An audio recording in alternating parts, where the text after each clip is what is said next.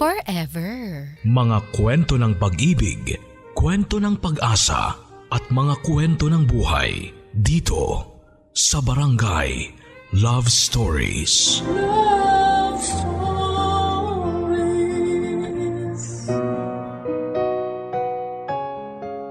Kapag natagpuan mo na raw ang isang taong ibibigay sa iyo ang mundo niya, huwag mo na siyang pakawalan pa.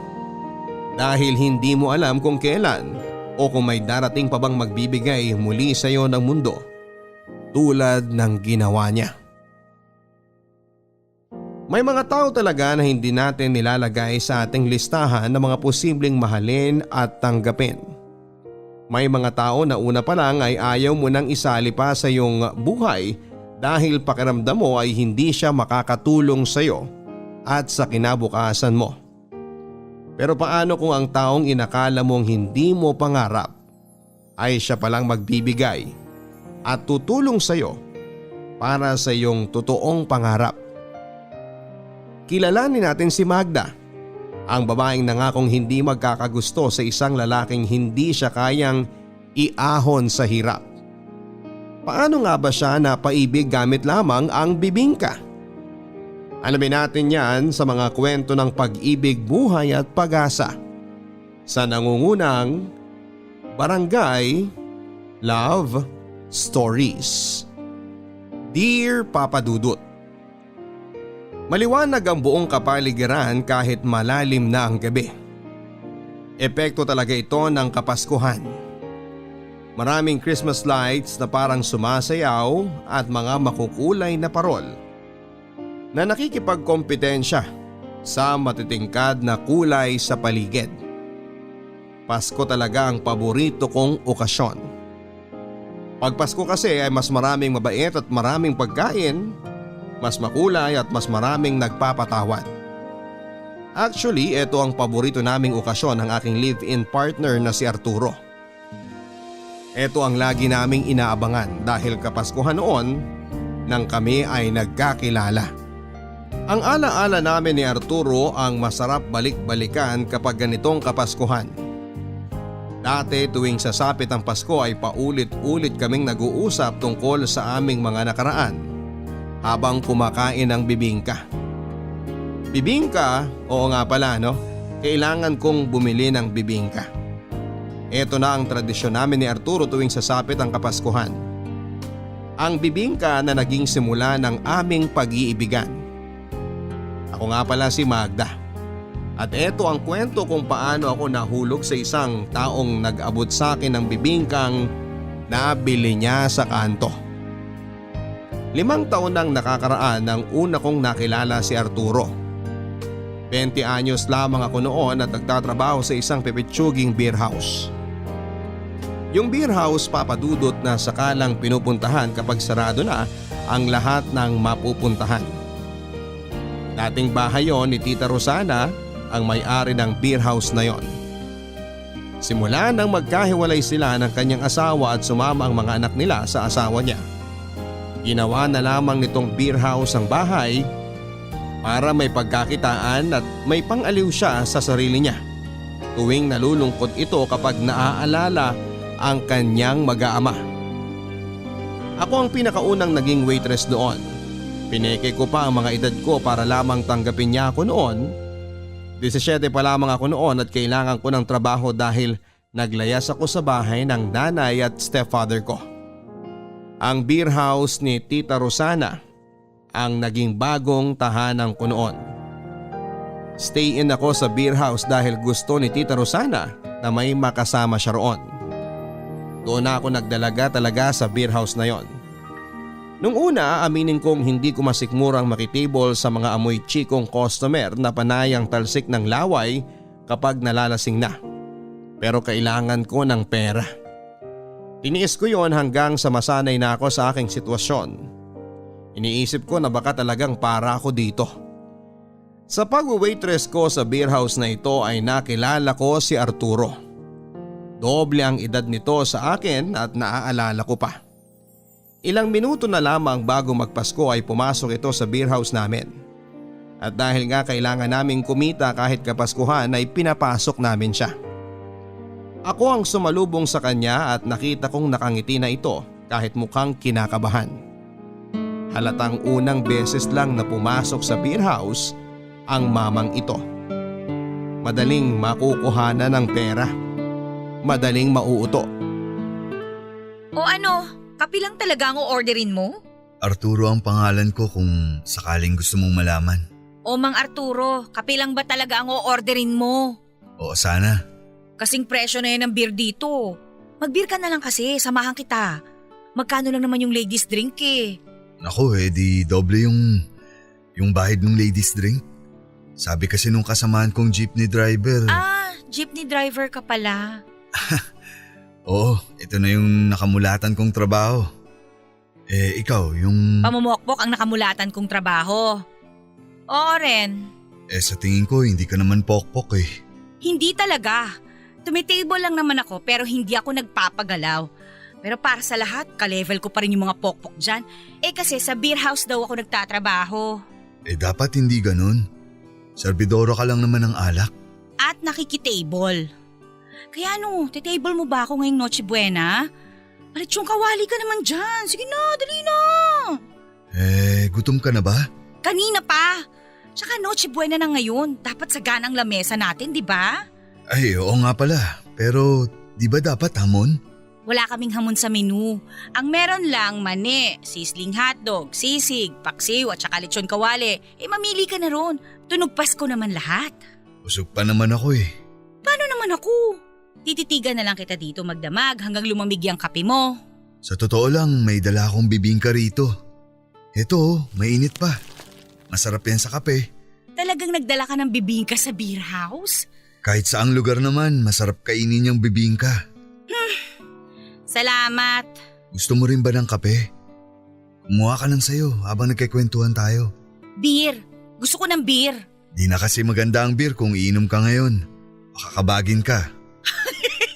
Saan ka naman galing na planeta at iniisip mo nakakabagin ako kapag uminom ako ng beer sa gabi?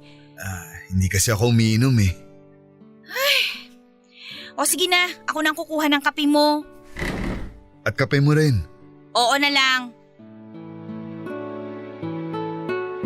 Si Arturo ang unang lalaking inorderan ako ng kape sa beer house na yon. Madalas puro alak ang binibili sa akin. Gusto nila akong lasingin para magawa nila ang gusto nila sa akin pero matibay ata ako pagdating sa alak. Bago pa nila ako mapatumbay sila ay subsob na sa lupa. Kinain ko ang dalang bibingka ni Arturo at aaminin kong masarap yon. Bata pa lamang ako noong huli akong nakakain ng bibingka. Buhay pa ang tatay ko noong binilhan niya ako ng bibingka pagkatapos naming magsimbang gabi. Hindi ko makakalimutan ang huling simbang gabi na nakasama ko ang tatay ko. Masaya kaming pareho noon habang nilalantakan ng binili nitong bibingka sa gilid ng simbahan. Nagkakaagawan pa kami noon sa kaunting nyog at pareho kasi namin gusto yon. Lalo na kapag naihahalo yon sa margarine ng bibingka. Nagmamadali kaming umuwi noon para maabutan pa ni nanay na mainit ang bibingkang binili namin para sa kanya. At dahil napaaga kami kesa sa inaasahan ni nanay ay nagulat siya, Papa Dudut. Nagulat kami. Si nanay nahuli namin ni tatay na kasiping ang aming kapitbahay. Naaalala ko pa na hindi nagsalita ang tatay at lumabas ng bahay. Hindi ko rin alam ang gagawin ko. Pinalabas ako ni nanay ng kwarto at sinara ang pintuan. Hindi ko alam ang nangyayari at nasa sala ko noon habang hawak ang bibingka. Nang lumabas si nanay ay kasabay na nito ang kapitbahay namin. Hinatid niya ito palabas. Nang bumalik si nanay sa loob ay hinarap ako nito at tinanong kung saan nagpunta si tatay. Umiling ako. Hindi ko alam. Hindi ko namalayan. Yun na ang huling beses, Papa Dudut, na nakita namin ni nanay si tatay. Wala na kaming naging balita sa kanya at ang kapitbahay namin doon na tumira sa bahay namin hanggang isang araw ay naging tatay-tatayang ko na ito. Naging stepfather. Mula noon ay hindi na katulad ng dati ang buhay ko.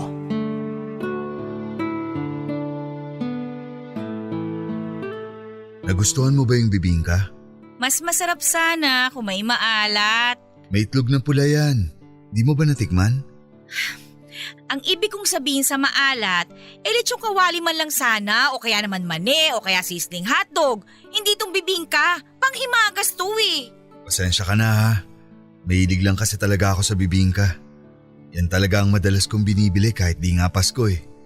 Ako ang gusto ko sa Pasko, makatikim ng lechong kawali. Wala rin kasi akong pera eh. Magda ang pangalan ko. Magda. Diretsahan na to ha. Pag magte-table ka, asahan mo nang magpapabili ang ite-table mo ng ladies drink o kaya naman pulutan. Maramihan ako kung umorder. Kailangan maramihan para kumita ang beer house na to. Tsaka may ipasahod sa akin. Naiintindihan mo ba yon? Magkano ba ang kailangan mo? Maraming pera! Hindi kasi kalakihan ng pera ko eh. Jeepney driver lang ako. Magkano ba ang kinita mo ngayon? Sapat lang para sa akin at para sa… Sa asawa mo? Wala na akong asawa. Anak? Hindi kami nabiyayaan. Saan pa napupunta yung iba mong pera? Dun sa mga batang kapitbahay ko. Nakakaawa kasi. Kaya tumutulong ako para may pangkain sila. Paano naman ako? Gutom din naman ako, hindi ba ako nakakaawa? Hayaan mo, sa susunod dadalan ulit kita ng bibingka. Ay, wag mo na akong umain sa bibingka ha. Dala mo ako ng pera.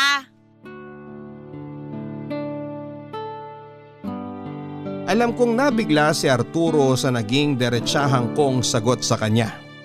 Ano pa bang inaasahan niya? Beer house yon, pokpok ako.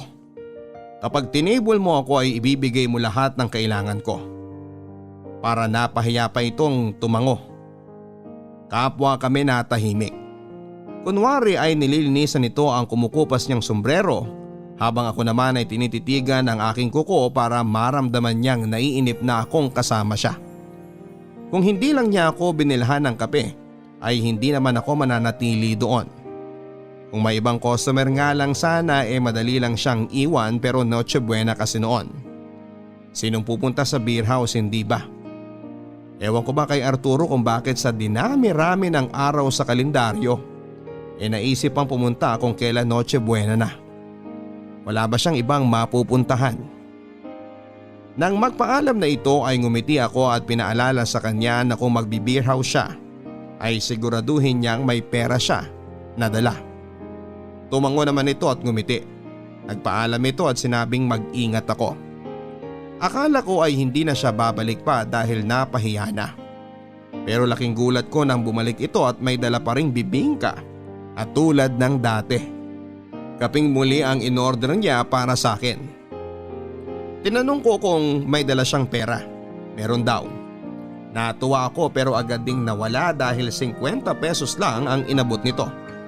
Tinanggap ko pa rin, pera pa rin yon. Pangbili ng yosi at napkin. Ayos na rin kesa wala. Naging madalas ang pagpunta ni Arturo sa beer house. Wala itong ibang pinupuntirya kundi ako. Madalas na ako niloloko ng mga kasamahan ko at sinasabing sugar daddy ko raw ito. Ang sabi ko ay paanong sugar daddy 50 pesos lang ang naibibigay nito. Sugar daddy yung asukal sa bibingka lang ang matamis na ibinibigay nito. Gusto ko sanang iwasan ito papadudot pero hindi ko magawa dahil nga sa customers are always right. Saka lagi nakabantay si Tita Rosana. Ayaw nitong may customer na napapabayaan kahit kuripot pa. Saka sa totoo lang ay hindi rin naman ako madalas na naititibol. Si Arturo lang lagi ang tumitibol sa akin, mas maganda ang mga kasamahan ko. Pagdating sa ganda ng mukha at katawan, nasa dulo ako ng linya. Kaya nga ewan ko ba kay Arturo kung bakit ako ang pinupuntirya niya. Kanina pa kita inihintay. Ang dami namang waitress dito, Arturo. Bakit ba hindi ka nalang mag-table ng iba? Ikaw ang gusto ko eh. Kumain ka na ba? Hindi pa. Di ka ba pinakain nung nakatable mo kanina? Isang beer lang binili sa akin. Tapos yun, pinagpindot-pindot lang ako sa video okay. Akala naman katulong niya ako. Pa yan? Sakto, may binili akong kaldereta at 2 plastic ng kanin. May sabaw din ng nilaga kung gusto mo. Oh, himala! Wala kang dalang bibingka. Meron din. Ito oh. Ay, bibingka boy ka talaga. Sabi ko naman sa'yo paborito ko yan. Hindi halata ha. Oh, kumain ka muna bago ka bumalik sa trabaho. Kapag naumay ka sa ulam, andyan naman ang bibingka. Kumuha ka na lang ulit ng kape para maisabay mo dyan. Eh ikaw? Kumain na ako kanina, pero sasabayan kita sa kape. O siya, sige. Total naka-break ako ngayon. Doon tayo sa may gilid kumain.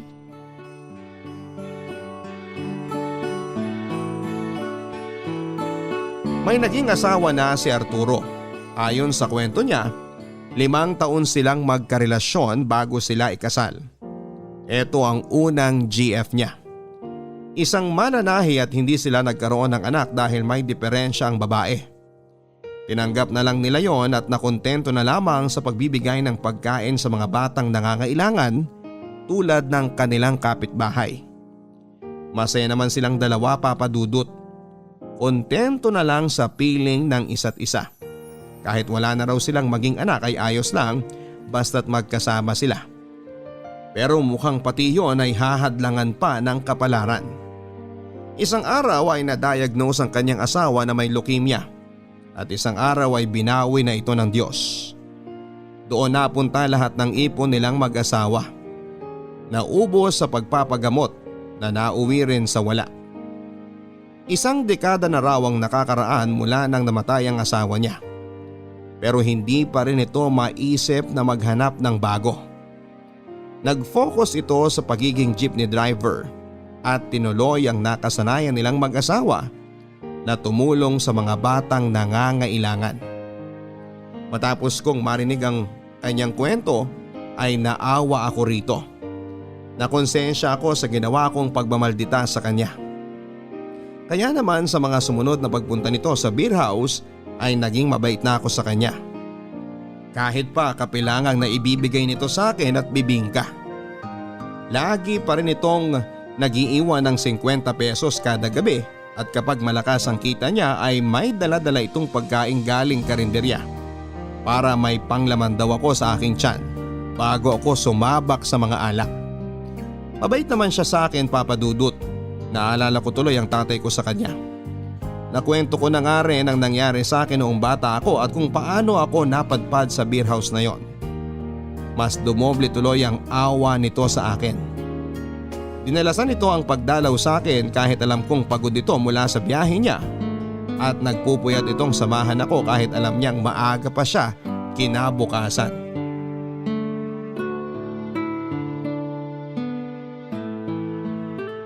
Diretsahin mo nga ako. Ano yun? Type mo ba ako? Ha? Sus! Patorpe-torpe ka pa dyan? Yung mga padala-dala mo ng bibingka rito gabi-gabi, sa tingin mo hindi obvious na gusto mo ako? Kahit yung langgam na nakikiagaw sa akin sa asukal ng bibingka, alam niyang type mo ko no? Di ka ba magagalit kung oo? Magagalit ako kung manliligaw ka sa akin. Ayaw mo bang ligawan kita? Seryoso ka ba? 20 ako, 40 ka na no? Gusto mo bang isipin ng lahat na mag-ama tayo? Importante ba ang sasabihin ng iba? Dapat hindi, di ba? Pero naman, doble ang edad mo sa akin, Arturo. Tsaka ano bang nakita mo sa akin? Tingnan mo nga, banlag ang mga mata ko. Ang bilbil ko nag-uumapaw dahil sa alak. Alam ko ring pansin mo yung pangingitim ng kilikili ko. Itong mukha ko, ang oily-oily. Mukha nga ako mabaho kahit bagong ligo. Mukha akong tambayan ng libag at saka… Hindi itsura ang basihan ko sa babaeng nagugustuhan ko. So ano nga ang basihan mo? Ugali? Nakita mo naman kung paano kita itrato nung una pa lang. Asal kakampinan ni Satanas, diba? Ramdam ko namang paraan mo lang yun para itaboy mo ang mga taong gustong mahalin ka. Ano bang pinagsasabi mo dyan? Nagtatapang-tapangan ka pero sa totoo lang, kailangan mo ng kasama. Alam kong mabuti ka. Base sa mga naging kwento mo sa iyong nakaraan. Hindi ko kailangan ng kasama. Talagang pinatapang ka lang masyado ng mga pinagdaanan mo. Kaya ka ganyan.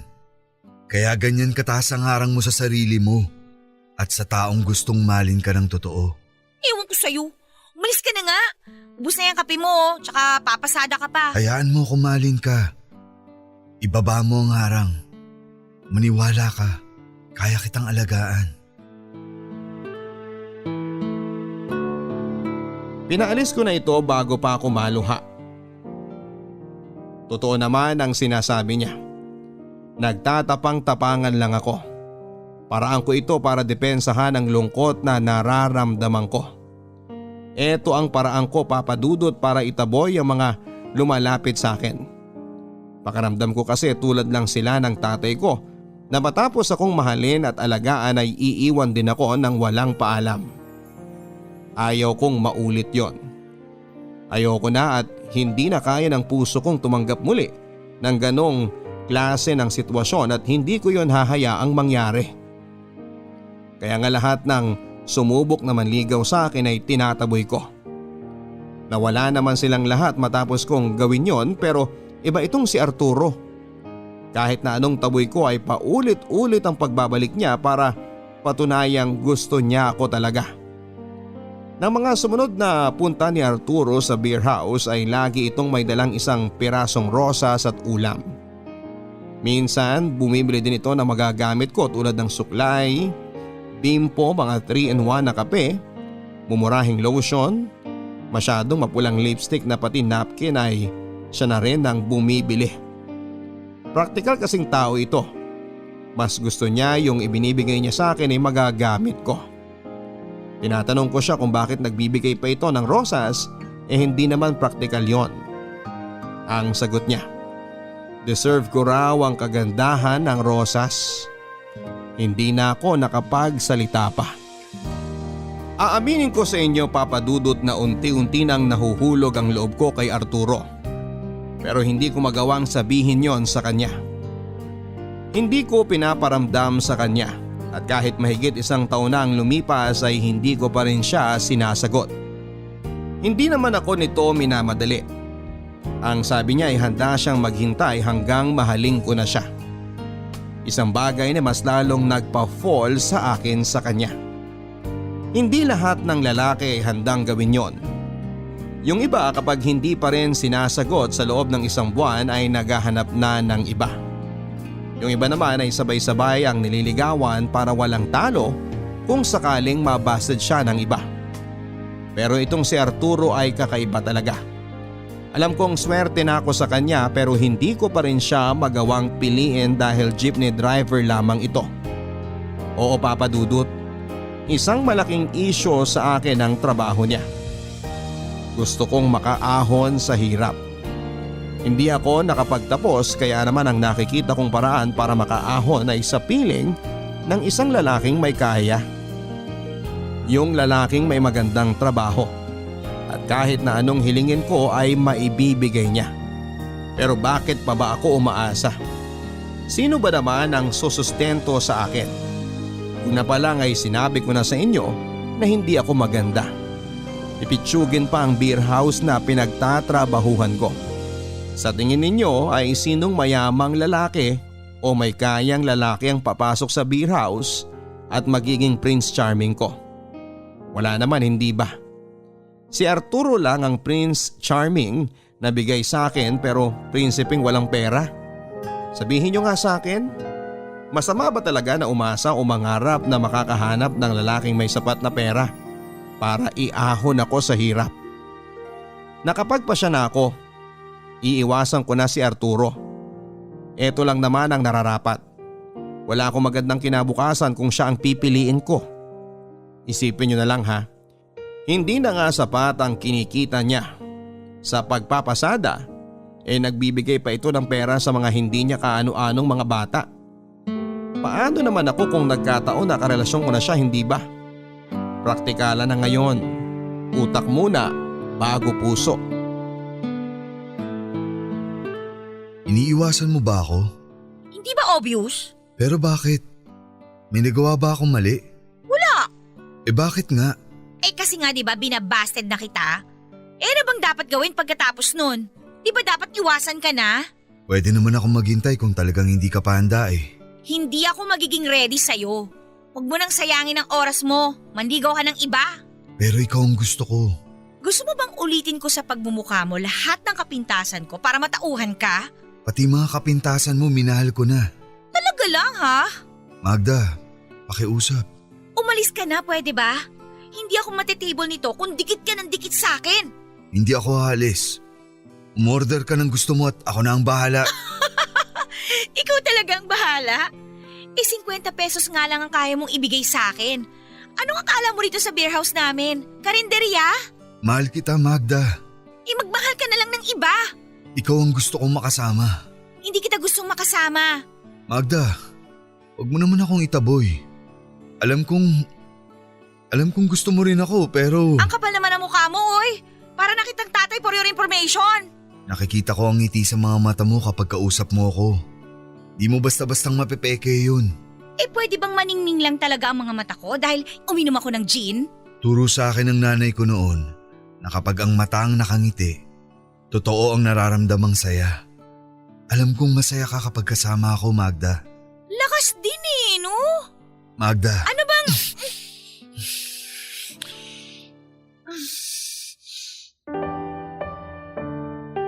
Hinalikan ako ni Arturo at hindi ako pumalag. Hindi ako nakapalag dahil alam kong yon ang gusto ko. Gusto kong hinahalikan niya ako. Gusto kong niyakap niya ako pagkatapos. Nakakapanghina. Ganon pala ang epekto kapag nagmamahal ka na. Hindi makakapagsinungaling ang naging galaw ko at reaksyon ko sa ginawa ni Arturo. Nang matapos ako nitong halikan ay naramdaman kong namula ang aking pisngi at hindi ako halos makatingin sa kanya. Nakangiti ito sa akin na para bang nanalo sa loto. Napatunayan kasi nitong gusto ko rin siya at para hindi ako lalong mabuko pa sa aking nararamdaman ay pinaalis ko na ito. Sumunod naman siya kasabay ng pangako na bukas ay babalik siya. Ilang minuto bago ang Noche Buena ay dumating si Arturo tulad ng pinangako niya. May bitbit itong bibingka. Tulad nung una ko siyang nakita. Bago ang suot nitong pulang polo na tinernuhan ng kupas at lumang maong. Bago rin ang pabango nito. Nakangiti itong lumapit sa akin at binigay ang bibingka.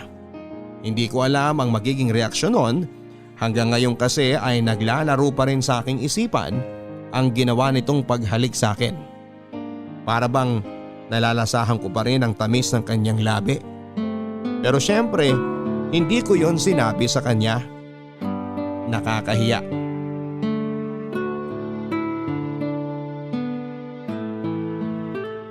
Bumalik ako. Alam ko. Di ako nakatulog kagabi kakaisip sa labi mo. Tumigil ka nga. Kahit ang labi mo nagsasabing gusto mo rin ako. Masyado kang nag-iilusyon. Pwede bang tigilan mo na yan? Magda, mahal kita. Kung natatakot ka pa rin magtiwala, naiintindihan ko. Pero di ibig sabihin nun titigil na ako. Mahal kita at gagawin ko ang lahat para mapatunayan sa'yo na pagdating sa akin, wala kang magiging problema. Walang problema? Problema mo nga lagi pere. Paano mo ako mabubuhay kung sakali? Alam kong di kalakihan ang kinikita ko pero marangal ang pinanggagalingan nito. At kung sakaling magiging tayo, dodoblihin ko ang pagkayod para lang mabili ko yung mga gusto mo. Kahit doblehin mo pa ang kayod mo, hindi pa rin magiging sapat kasi… Kasi jeepney driver lang ako? Magda, kaya kitang buhayin. Kaya kong ibigay yung mga gusto mo. Pagsisikapan ko. Huwag ka nga magsalita na parang ang dali-dali lang ibigay yung mga gusto ko. Bakit kaya mo ba akong bilhan ng mga damit, sapatos, pabango tsaka bagong cellphone?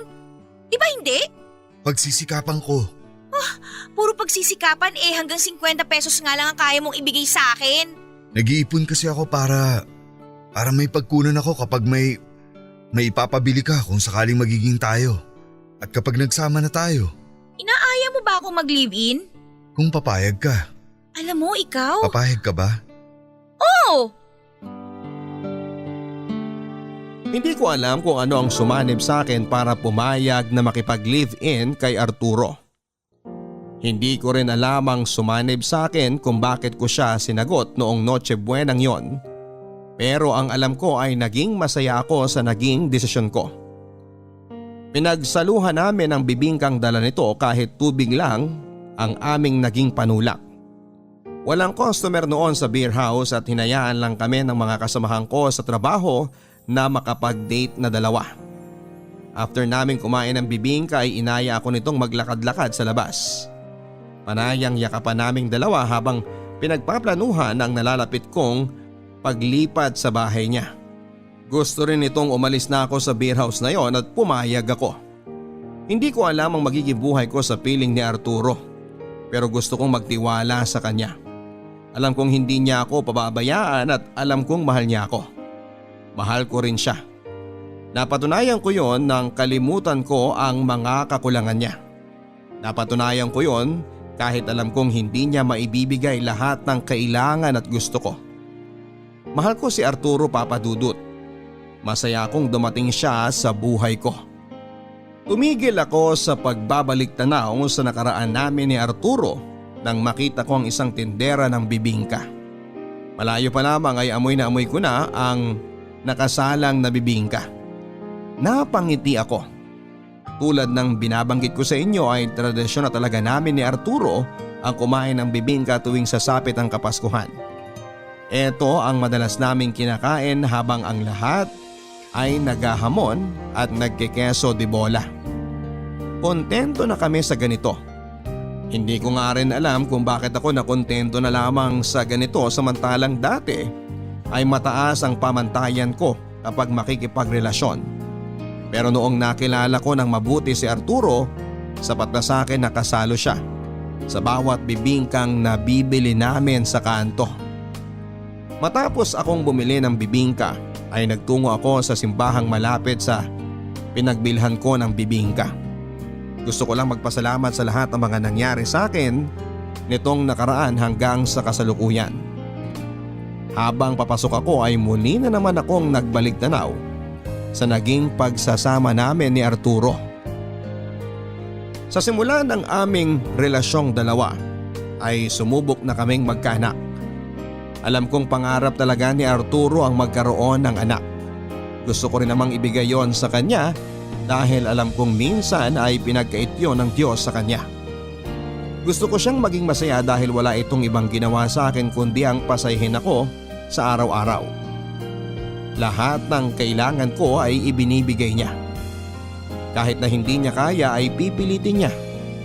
Minsan nga ay nahihiya na rin ako magsabi sa kanya ng kailangan ko o gusto ko dahil alam kong gagawan niya ng paraan kahit mahirapan pa siya.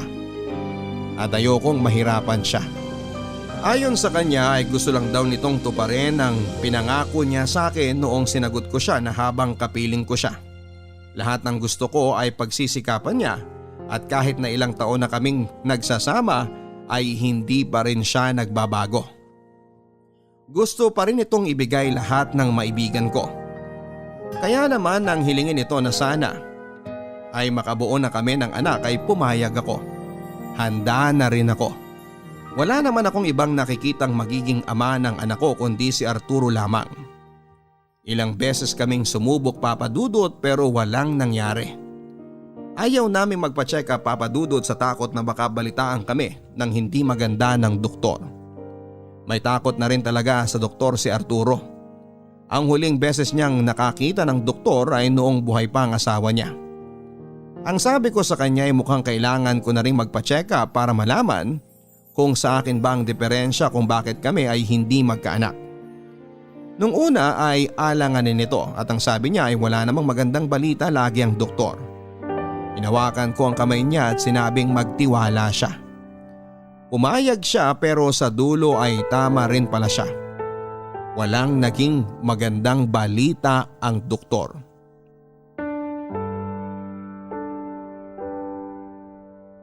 Sorry.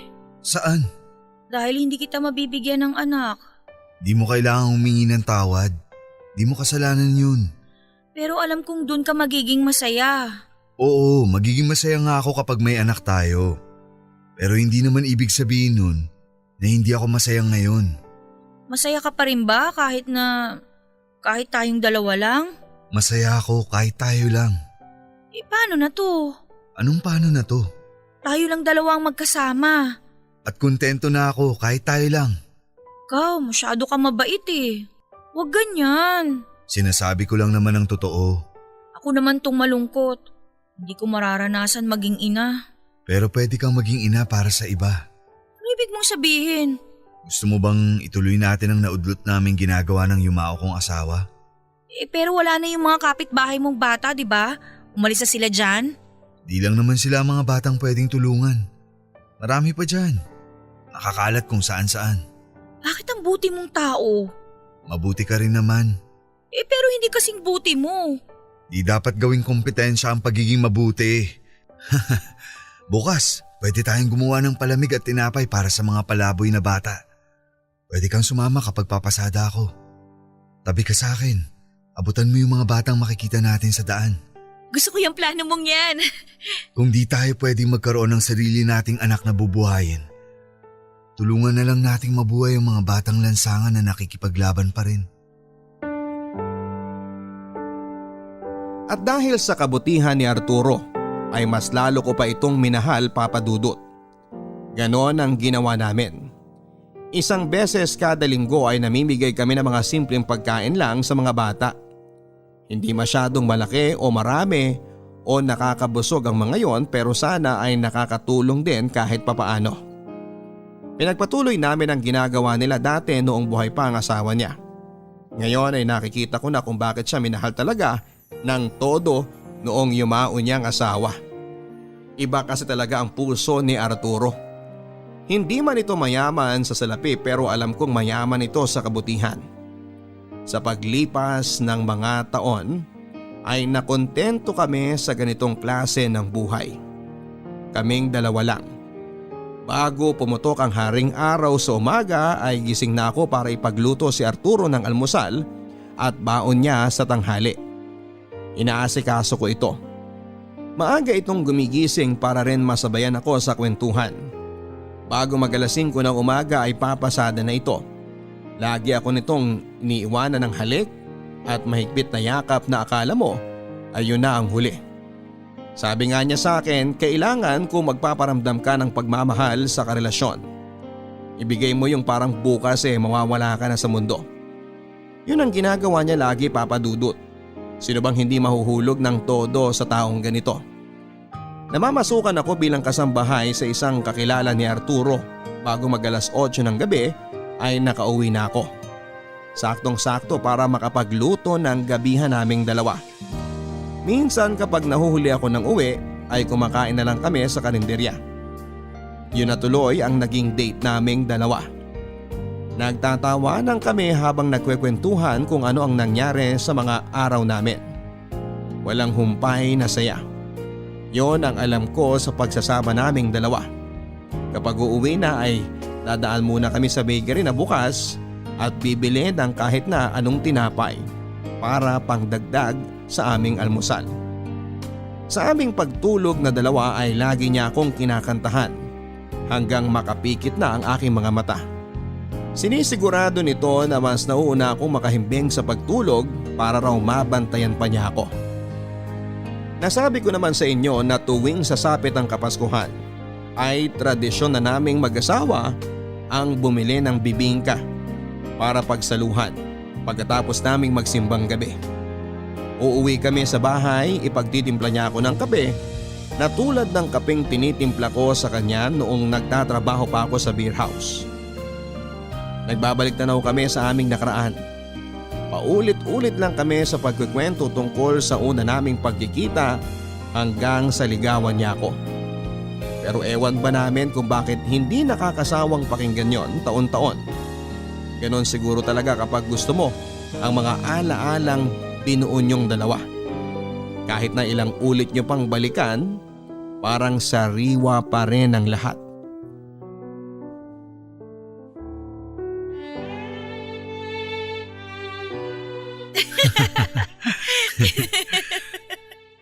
Napakakuripot mo, sabi ko sa isip ko. Talo pa ako ng baon ng isang high school na estudyante sa binibigay mong 50 pesos eh. Di ko na nga rin alam eh.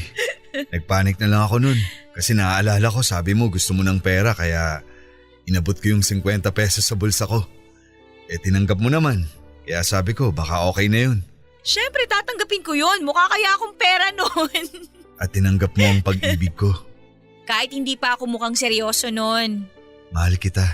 Alam ko naman yan. Pasensya ka na kung tayong dalawa lang ang magkasama ha. Yan ka na naman eh. Sabi naman sa'yong ayos lang ako. Kontento na ako sa ganito. Magda, handa ka ba? Handa saan? Pakasalan ako. Pakasalan? Papakasalan mo ko? Nung isang taon nag-ipon ako pambili ng singsing mo. Nakita ko yung babagay sa'yo, kaya lang Ano? nabili na Pero may parating daw, baka sa susunod na buwan. Umorder na ako. Eh di wala kang singsing para sa pagpo-propose mo. Ayos lang ba kung itong bibingka na lang muna ang ibigay ko sa'yo? Habang hinihintay nating dumating yung singsing mo. Di na kasi ako makapaghintay pa ng isang buwan. Gusto ko nang malaman ang sagot mo kung… Oo! Payag ka na maging asawa ko? Oo nga! Oo! Kahit nyog lang ng bibingka yan, oo, pakakasalan kita!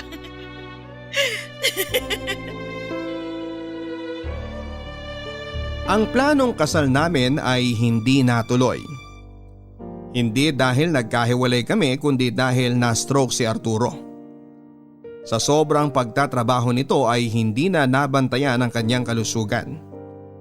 Gusto nito kasing makaipon talaga para maibigay sa akin yung pinapangarap kong kasal. Lagi itong hapo at madalas kong napapansin yon sa kanya dati pa. Ang sabi ko ay magpa-ospital na pero tumanggi ito. Takot pa rin sa doktor.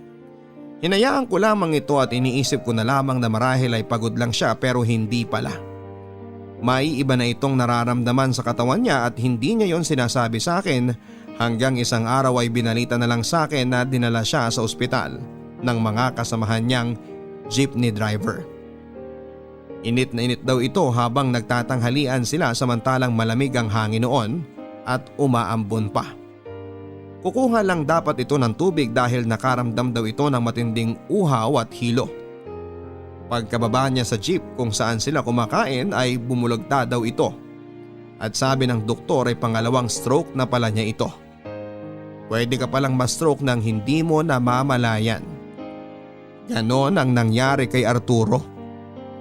Papadudot, akala ko noon ay wala nang pag-asang mabuhay pa si Arturo. Ang sabi kasi ng mga doktor ay malabo na. Kung sakali mang mabubuhay ito ay lantang gulay na. Ang sabi ng lahat ay wag na akong umasang madudugtungan pa ang buhay niya. Naging sapat naman raw ang nilagi niya sa mundong ito at pwede na siyang magpaalam. Pero ayoko. Hindi pa ako handa. Hanggat may paniniwala pa ako sa himala, kakapit pa rin ako.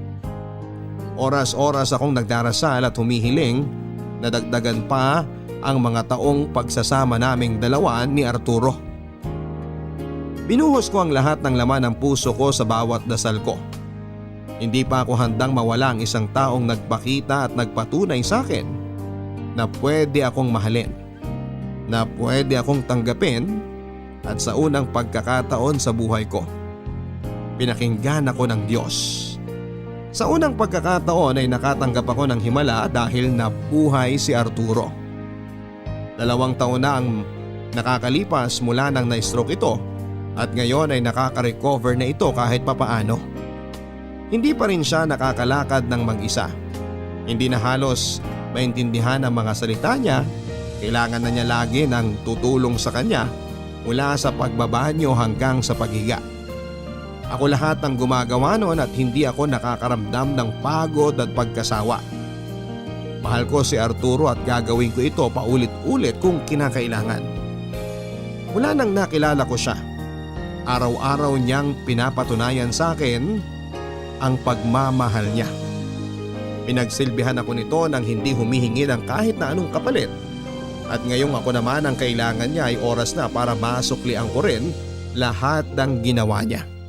Napansin siguro nito na nandun ako sa kanyang tabi at nakatitig lamang sa kanya. Minulat nito ang mga mata niya at inaplos ang aking mukha. Pinunasan ko ang luha sa gilid ng aking kaliwang mata bago pa nito yon mahawakan. Ayaw niyang umiiyak ako, lalo na noong mga panahong nagpapagaling siya. Ayaw niyang nakikitang may patak ng luha sa aking mga pisngi. Ayaw niyang nasasaktan ako. Ayaw niyang nahihirapan ako. Nagpatulong ito para bumangon. Ngumiti ito sa akin at tinignan ang orasan. Malapit na ang Noche Buena.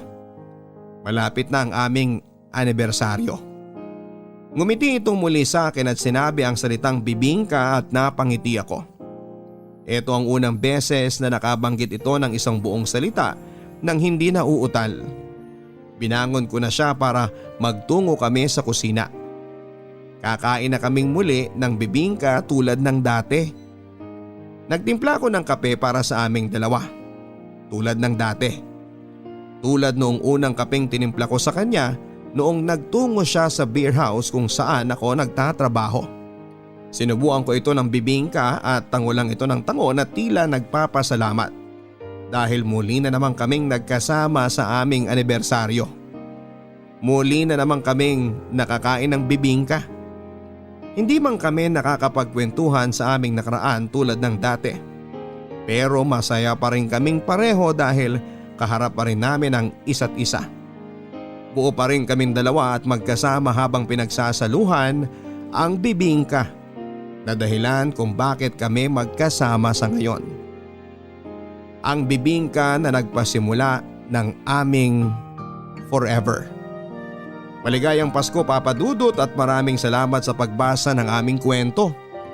Ako ang inyong kabarangay forever, Magda. Ang pag-ibig talaga ay hindi mo mapipili madalas kung kanino ito sasama. Para kina Magda at Arturo na hindi inaasahang magkakaroon ng forever. Hangad naming lahat ang kasiyahan ninyo at ang agarang paggaling ni Arturo. Pinatunayan ninyo sa aming pareho na ang relasyon, anumang pagsubok ang dumaan dito, kapag ito ay totoo ay tatagal ito. Sa lahat ng mga kabarangay natin na nakapakinig ng kwento ni Magda at Arturo, sana po ay matagpuan ninyo ang taong makakahati ninyo sa mga pagsubok. Yung taong hindi kayo bibitawan kahit mahirap na ang sitwasyon. Yung taong kakapit pa rin kahit hinihila na ng mga problema palayo sa'yo. Sa lahat ng mga kabarangay natin na may katulad na kwento ni Magda at Arturo, puno man kayo marahil ng pagsubok ngayon. Pero hangad namin na malampasan nyo yan at hangad namin yan ang maging dahilan para mas lalo kayong tumibay. Sa lahat ng mga kapuso natin na sinusubok ang kanilang sitwasyon at relasyon, pumapit lang kayo. Malalampasan din yan. Makakatawa at makakangiti kayong muli sa dulo. Makakapagpasalamat kayo dahil hindi kayo nagpatalo sa mga problemang naibato sa relasyon ninyo. Hanggang sa muli mga kapuso, ako po si Papa Dudut. Dito sa mga kwento ng pag-ibig, buhay at pag-asa sa Barangay Love Stories number 1.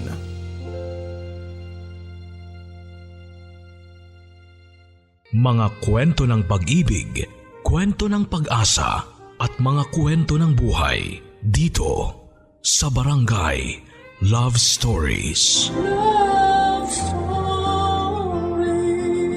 Forever. Forever. Forever.